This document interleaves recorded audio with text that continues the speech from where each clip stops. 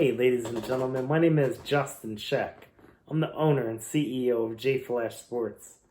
You can easily access my website, jflashsports.com, which I'm on right now. And one of the icons that I'm in is fantasy football, which I just had all my fantasy football drafts this past week. I like my teams, I like my chances, and I'm ready. Let's go. I'll talk more about it in videos to come. Right now, I want to kind of talk about fantasy football overall and who's ranked the highest and why. And after that, we'll talk about some of the matchups that'll take place tomorrow and Monday. And then after Monday, we'll recap and talk about what happened. So, all right, here we go. First, fantasy football, top 5 running backs. Christian McCaffrey, the beast, the man. He's proven to be a legend if he could keep that performance up in seasons to come. Number 2, Saquon Barkley, my personal favorite. I'm a Giants fan, die hard. I've been a Giants fan since I came out of the womb. Number 3 may come as a shock to you guys. I'm going to go with Derrick Henry. He's a beast. He's an absolute monster late in the season last year. And you know what they say, unleash the beast. The Tennessee Titans certainly did that. They made it all the way to the AFC Championship game on his shoulders. All right, number 4, Dalvin Cook. He's on a running football team. You can't ask for much more. He's going to get the ball 20 to 30 times a game, at least. Much like my number 5 running back, Ezekiel Elliott. Dallas Cowboys have the best offensive line in football, and he's a solid pick every year. You cannot go wrong. He catches the football like no other. He has great vision. He finds the open holes. He's really something special. All these running backs actually in this top 5 are something special. There's plenty of other running backs too, but they're not in that top 5 slot, at least not yet. Next position, quarterback. Captain of the field generals.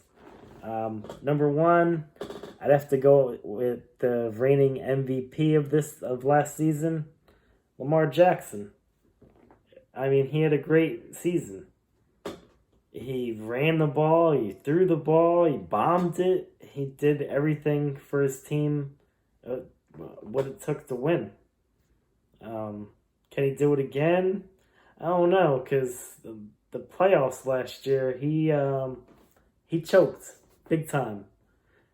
That's all I can say about that. I mean, I was disappointed. I mean, that's not my team, but I'm a fan. I like to see players make plays, and he definitely did not. Unlike the guy I'm about to say next, number 2, Pat Mahomes, and he's only number 2 in my fantasy top 5 because he doesn't really run as much. I mean, he's more of a pure passer, and sometimes that could be better because you look at previous running quarterbacks in the past, like Michael Vick. He was great up until he started having knee problems. He started getting hurt more.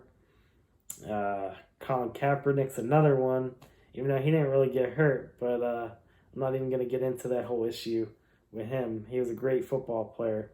I look forward to seeing him again in the league if a team decides to pick him up. We'll see. I'll keep you posted more about that in episodes to come. Russell Wilson, that's my number 3. Like Patrick Mahomes, Russell Wilson has a gift. He has a gift for winning football games. that's why I like Russell Wilson and Pat Mahomes. I actually had Pat Mahomes in one of my leagues because they're so committed to winning and being a leader on that football field. Lamar Jackson, I mean, he's a leader, but it's a different kind of leader. He's more about the me status and not the we status.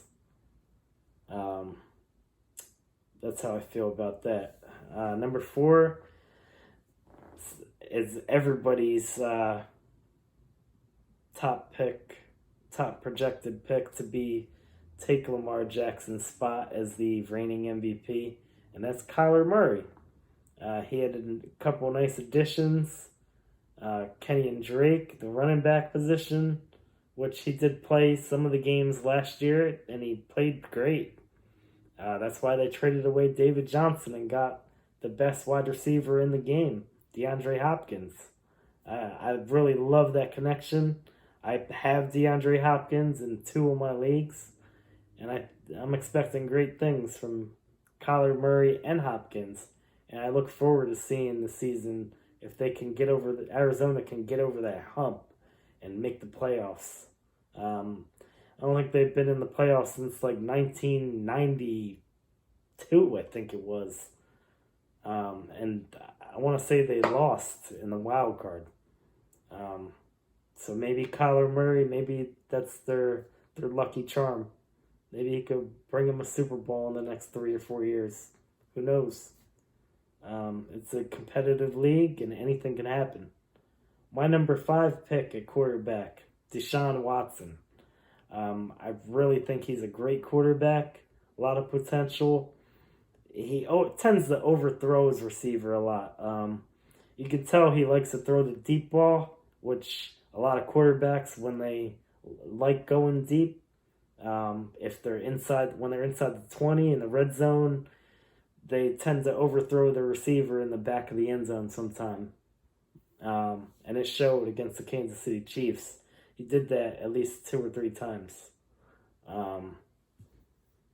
Let's see. Next, we have wide receivers. I was just talking about DeAndre Hopkins.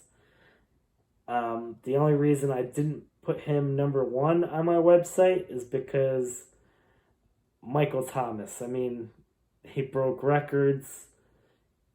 He was the best wide receiver last season, and therefore I had to put him at number 1. I mean, he has Drew Brees throwing him the football. You got a future Hall of Famer there in Drew Brees, which I didn't put him on the top 5 in fantasy quarterbacks because Drew Brees, he's getting older, and they tend to run the football more, the New Orleans Saints, with Alvin Kamara, which I didn't put him on my top 5 in running backs, also because he was a bust for me last year, actually. I had him. I actually took Le'Veon Bell in the first round of last year in my fantasy draft. And at the fantasy draft, the guy that picked Alvin Kamara wanted to trade. So I'm like, I jumped on that. I'm like, that's great. Let's do it. I didn't know he was going to get hurt and have ankle issues the whole season. Hopefully he has that under control. I mean, they say in the media that he does have it under control, but who knows? I mean, nobody knows better than him himself. I hope he does. I hope he signs that contract extension that he's looking for, but he has to perform. Got to perform if you want to make that moolah. But yeah, so Michael Thomas is my number 1 wide receiver. I don't know if he'll have another 140 reception season, but he'll at least have 100 catches, 100 to 120 catches, and 1,500 plus receiving yards. I'd say I'm going to go with 12 receiving touchdowns, at least. My number 2 wide receiver, DeAndre Hopkins, I'm expecting great things from him. I don't know. They have a lot of connections in Arizona with a lot of young talent. And Christian Kirk, you have the great Hall of Fame, future Hall of Famer, Larry Fitzgerald. Kenyon Drake can catch passes out of the backfield. Their offensive line is a little bit of a question mark, but as long as Kyler Murray runs out of the pocket and throws on the run or has a quick release this year, they should be just fine with that. I'm not worried about their offensive line. Um, but yeah, DeAndre Hopkins, I'm projecting he's going to have 1,500 plus receiving yards, and I'm going to go with 10 touchdowns. 8 to 10 touchdowns sounds about right for his first season. You got a fat contract, making him the highest paid player outside the quarterback position. Um, so yeah, I think he's going to be pretty good this year, and for years to come, he's locked. He has a no trade clause for the next 4 seasons, so we will see him catching passes from Kyler Murray for the duration of that contract. Really excited about that. Next up, number 3, Tyreek Hill. He's explosive, man. He didn't really do too much against the Texans this past Thursday, but he he was a decoy this week, and he's gonna be a decoy. That's why he's number 3 on my list. He's a great speed. He's probably the quickest guy in the NFL. But as far as the top fantasy receiver, not quite there yet. Especially defenses are going to key in on him, I think. They're going to be double and tripling down on him and leaving other receivers, maybe Travis Kelce, Hardman, Demarcus Robinson, open for easier passes. And, Pat Mahomes, he's a smart quarterback. He's very smart, actually. Maybe the smartest at his position. I know that's a bold statement, but it's true. It could be true. I mean, he won a Super Bowl. So I guess we just got to wait and see about that.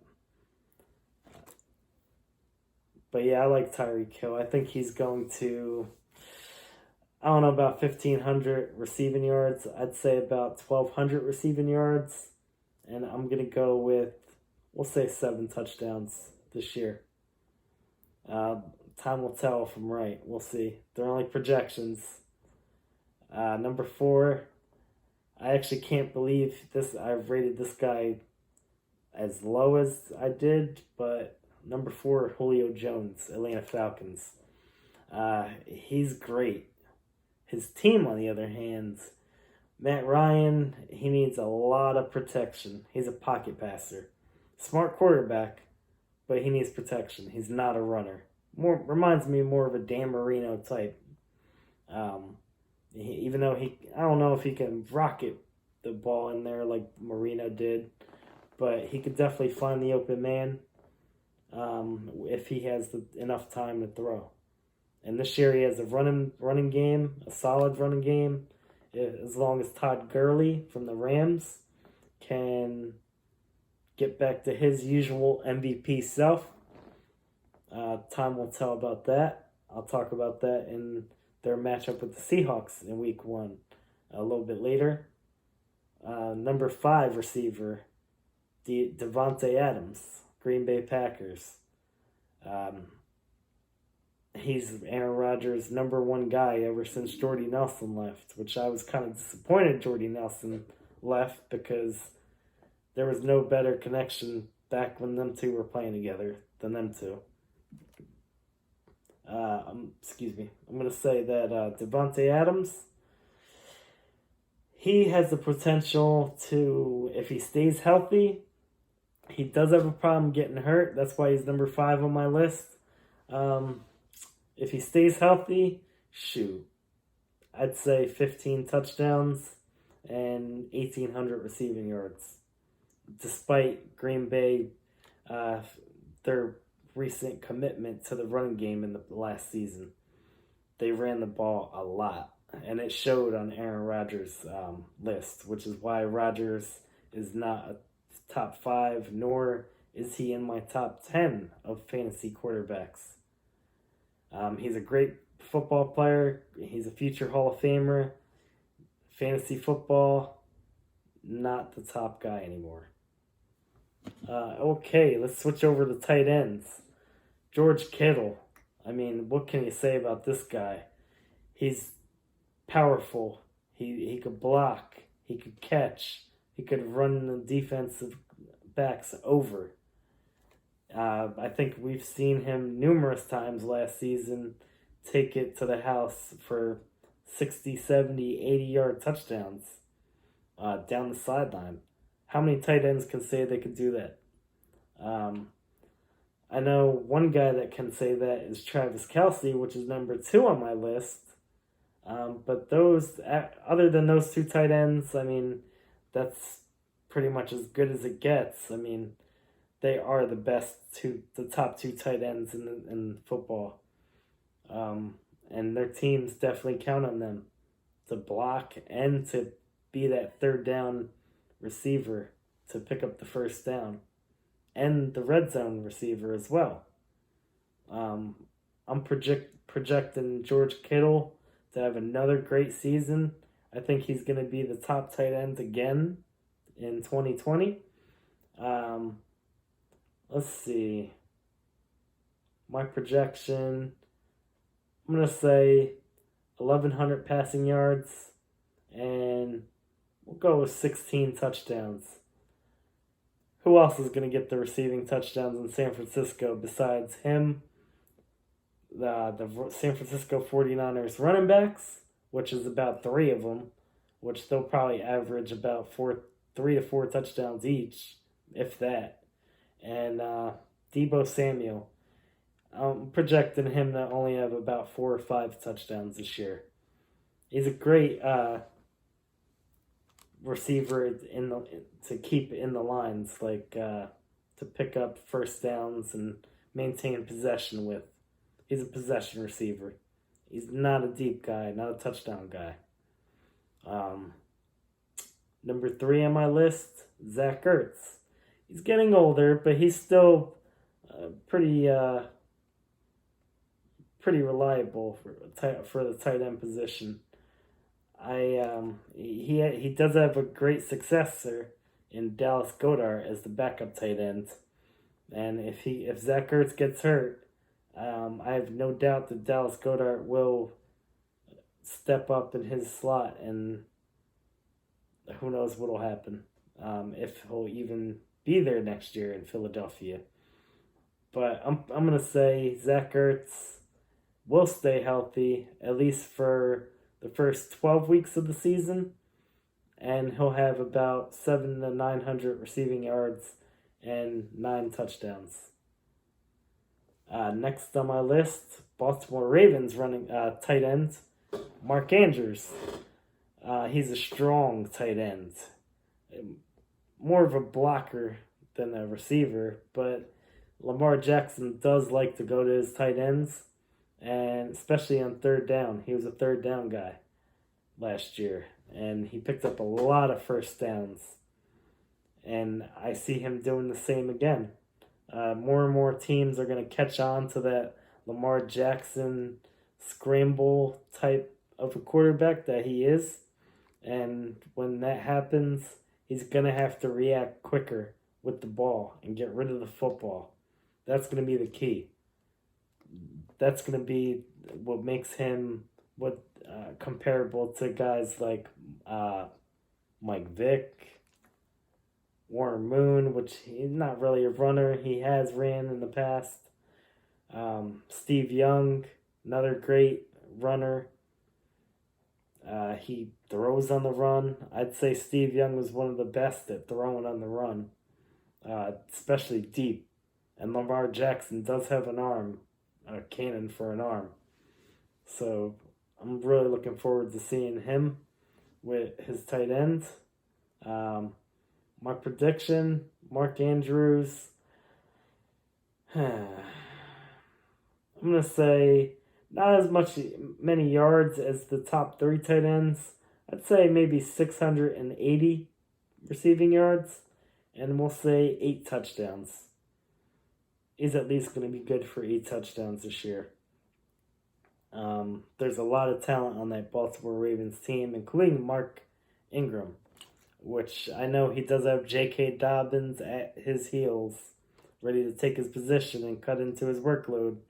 But Mark Ingram is still the guy, and if he continues to make plays like he did last year, as his first season with the Ravens, then you ain't taking his job.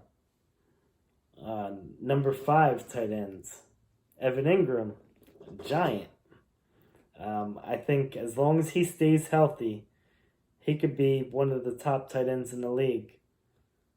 He definitely reminds me more of a receiver than a tight end. He can block. He's a good blocker, solid, but he's a receiving tight end. He just needs to stay healthy. He has great hands. He has speed, power. Just stay healthy. That's all you got to do. And as far as fantasy football goes,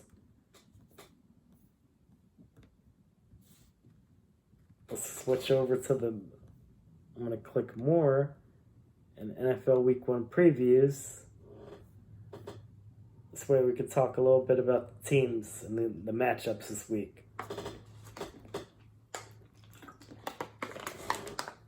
First matchup, 1 o'clock game. We're going to start with the 1 o'clock games, then 4 o'clock games, and then the night games.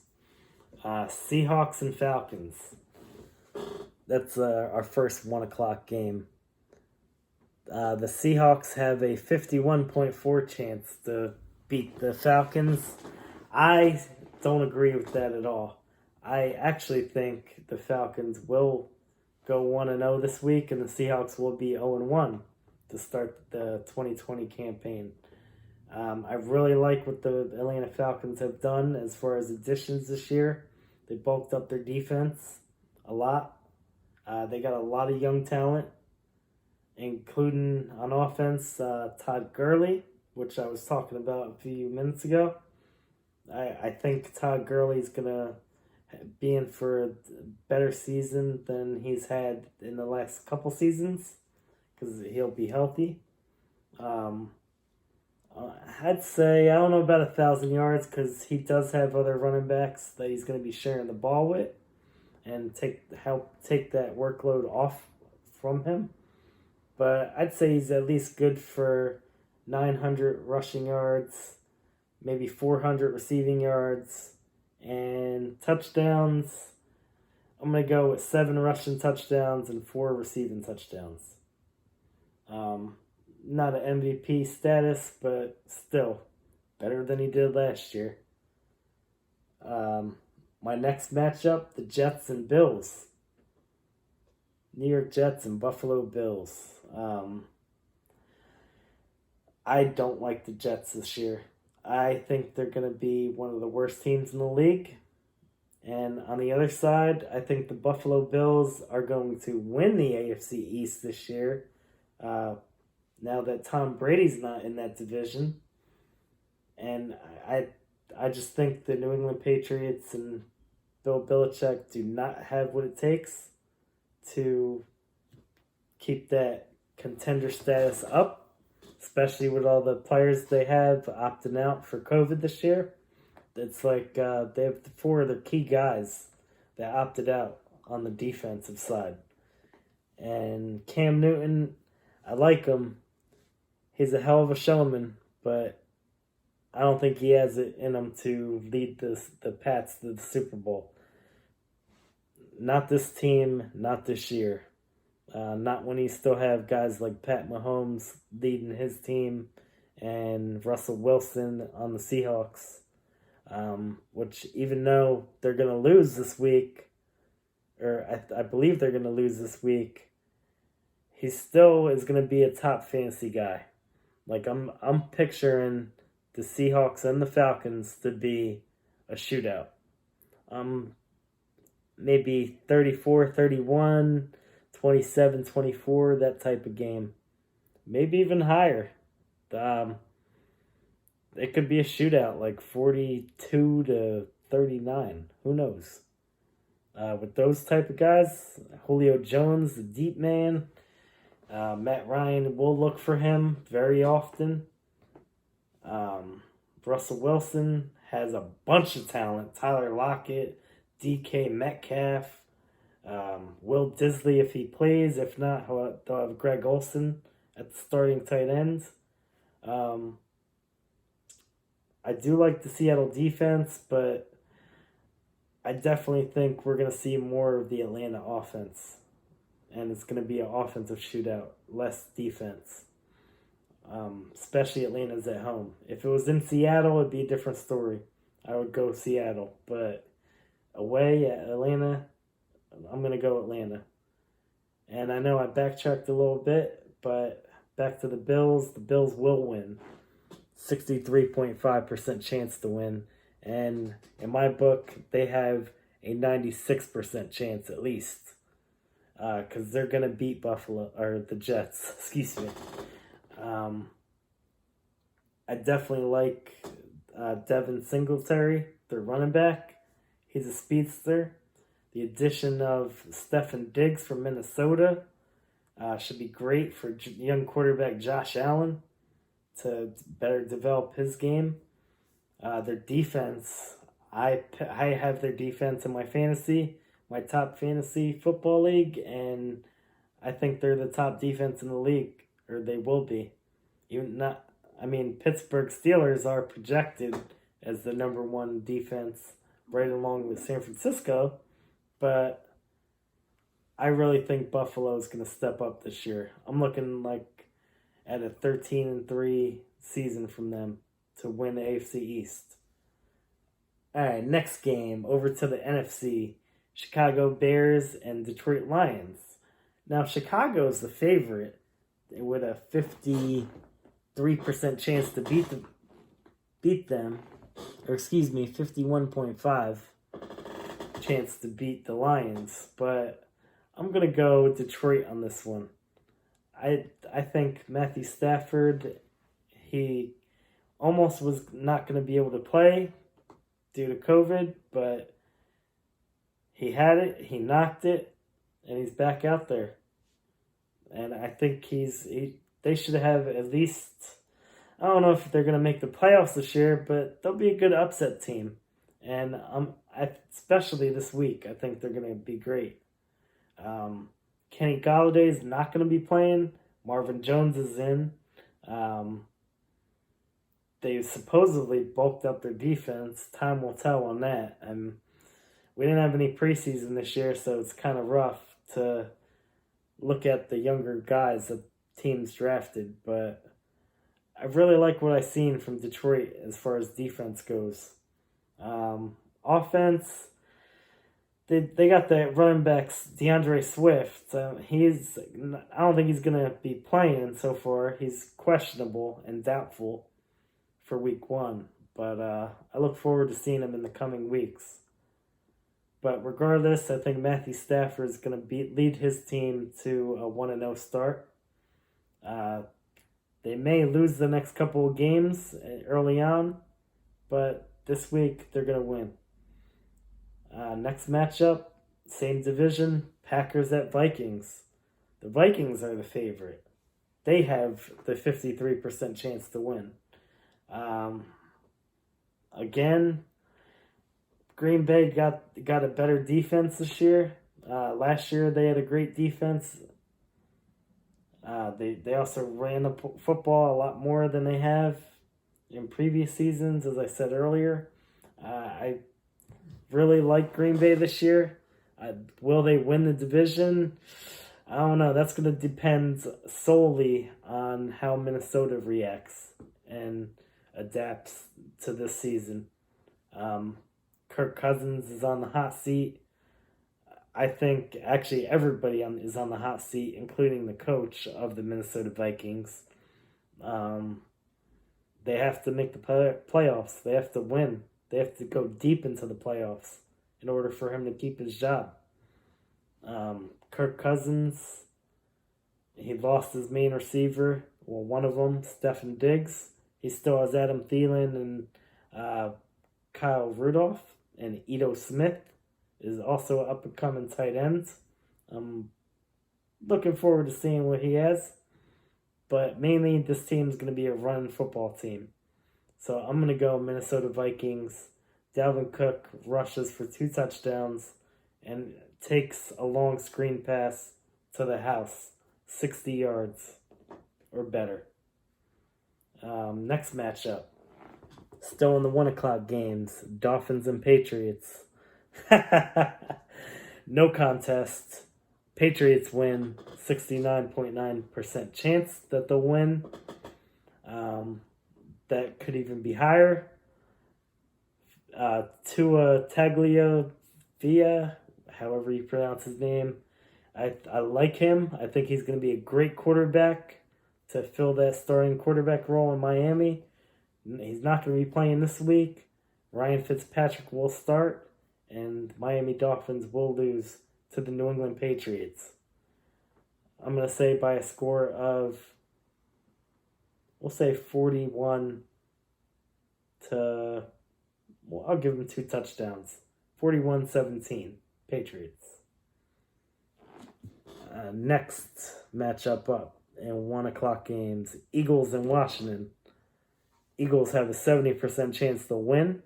Washington is going to have the worst season in the NFL this year, as far as I'm concerned. Despite Ron Rivera's addition, he's a great football coach, but he's going to need a season or 2 to get that team under control. They don't even know what their team name is going to be yet. The Washington football team is what we're calling them so far. But yeah, they're going to lose this week, and they're going to lose probably 90% of their football games this year. So I'm going to go Philadelphia Eagles 34, Washington Redskins 13. Next up, I was just about to say Oakland Raiders. I had to catch myself. It's now the Las Vegas Raiders this year, going up against the Carolina Panthers. John Gruden's a heck of a football coach, but I don't think it's going to take a lot for them to win on the road, especially. I'm not too much of a fan of Derek Carr. He's definitely an overrated quarterback, and he should be lucky he has Josh Jacobs to take off some of the pressure from him. But despite that, I still think they're going to lose. Their defense still isn't as good, and I do like their safety, Abrams.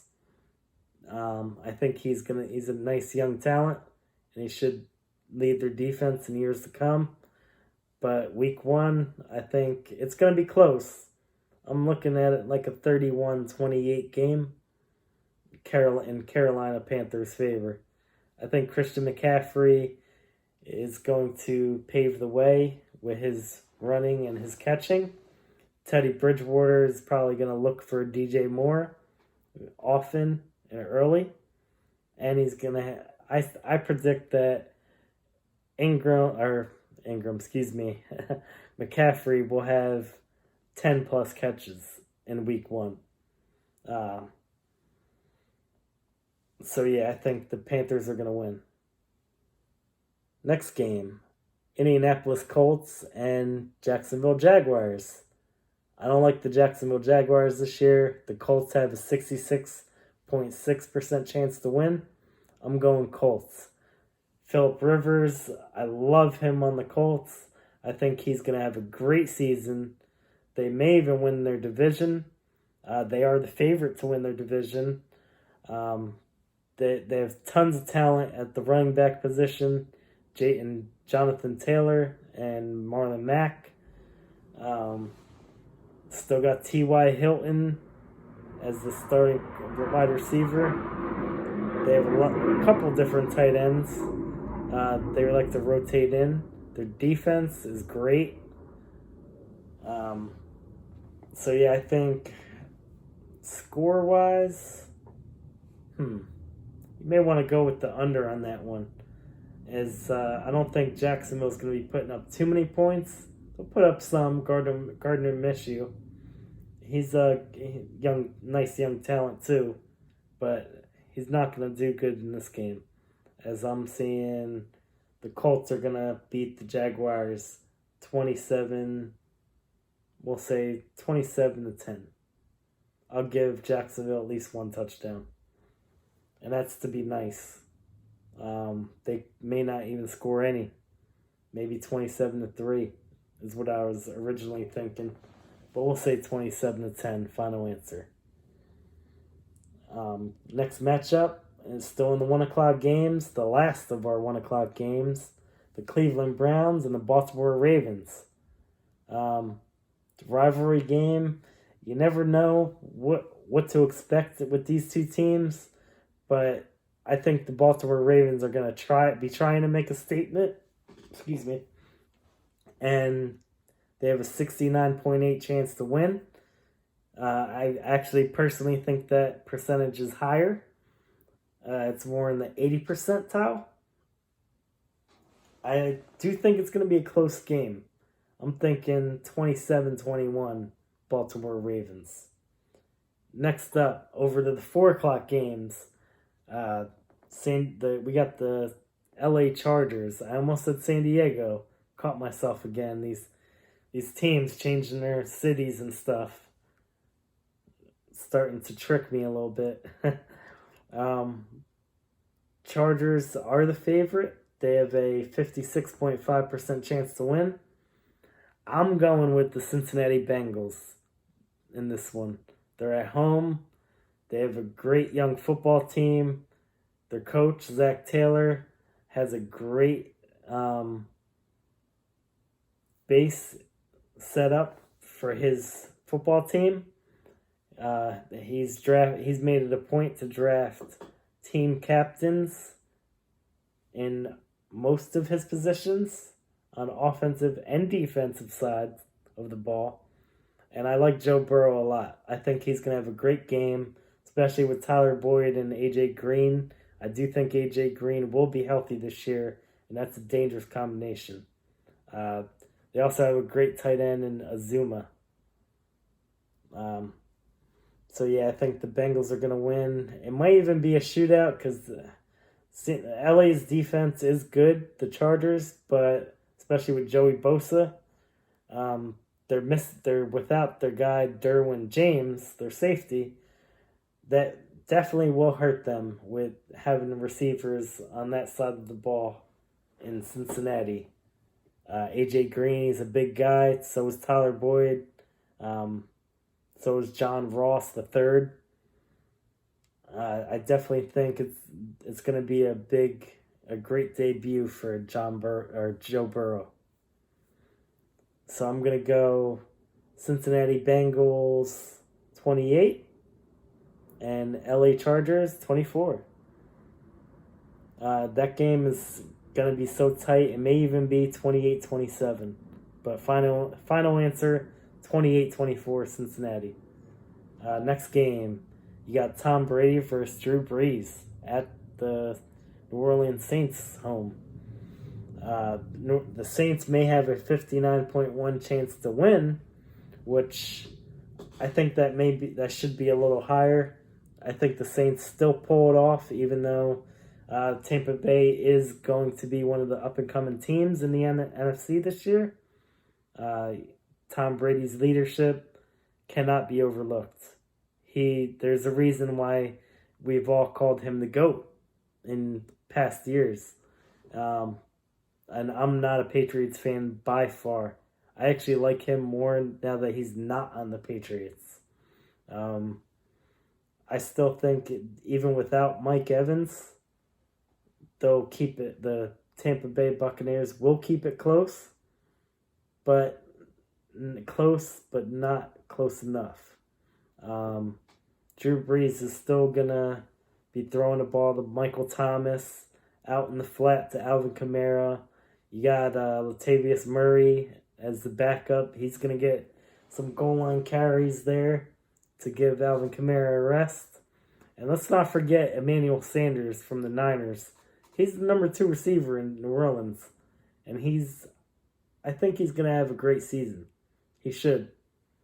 I'm really excited to see what he can do with a better quarterback and a better football team.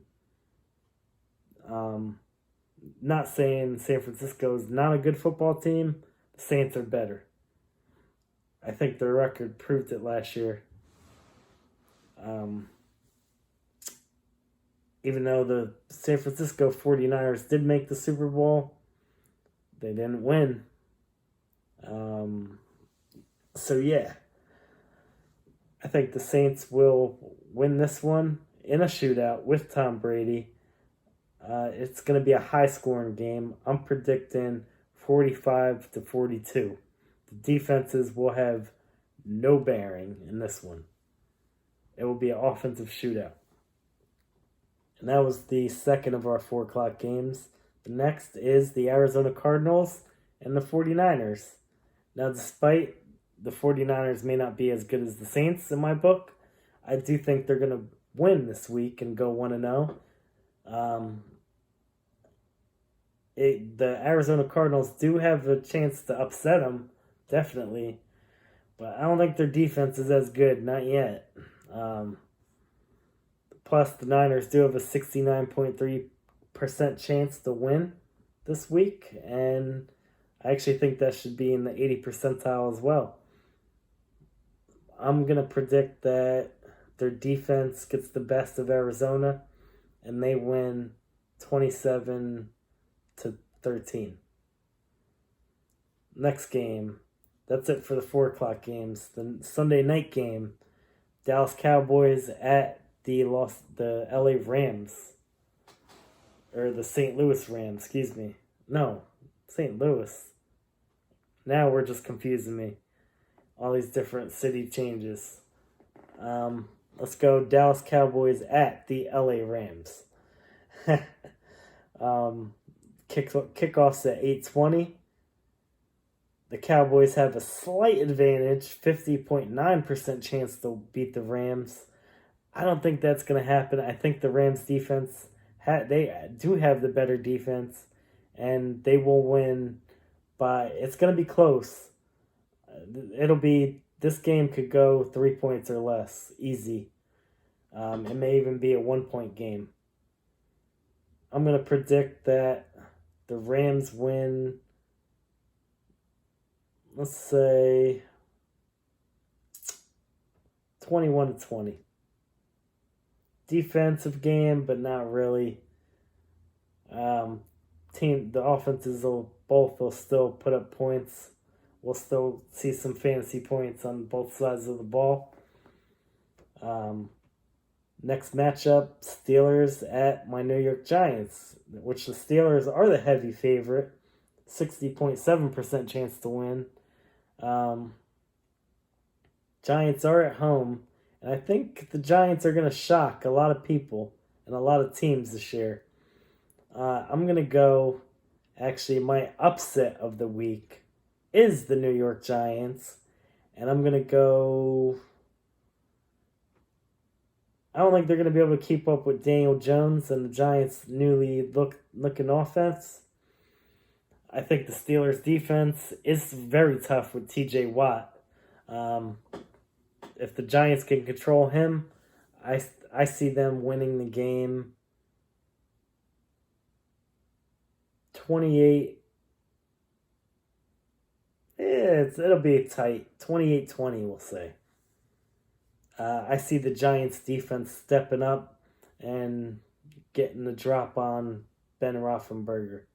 They're not going to hurt him like I think it was the Baltimore Ravens last year that in week 1 where they got hurt. But they will definitely get the drop on him and sack him. And I see Big Ben having, I'm going to say, 1 passing touchdown and at least 1 interception and 1 fumble. And the Giants 28-20. as the upset, and they go 1-0. The final Monday Night Football game, the Tennessee Titans and the Denver Broncos, which I'm kind of scratching my head on this game because the Denver Broncos are the favorite, surprisingly. 53.3% chance to win. Tennessee Titans, they were a game away from making it to the Super Bowl. They lost to the young prodigy and Patrick Mahomes. I think they have a great young football team. They added a couple guys. I love AJ Brown. I almost said AJ Green. He does remind me of AJ Green. That's probably why I almost said his name. But AJ Brown is going to have at least 120 receiving yards and maybe even 2 receiving touchdowns. I'm going to go with 1 receiving touchdown because I think Derrick Henry will have 2 rushing touchdowns and 100+ rushing yards. And he may even catch a couple passes there, despite his additional help at the running back position. So I'm going to go Tennessee Titans as an upset pick. Surprisingly, it's an upset pick. I don't think it should be, but it is. I think that might be more of a defensive game as on the Tennessee side of the ball. So I'm going to go 24-17 Titans. And that wraps up week 1 of the NFL. We'll talk more on Tuesday.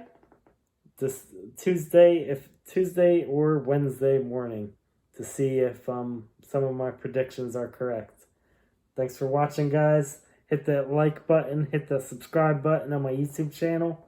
Plenty of videos to come. Everybody have a great day. Stay safe, wear your masks, and God bless.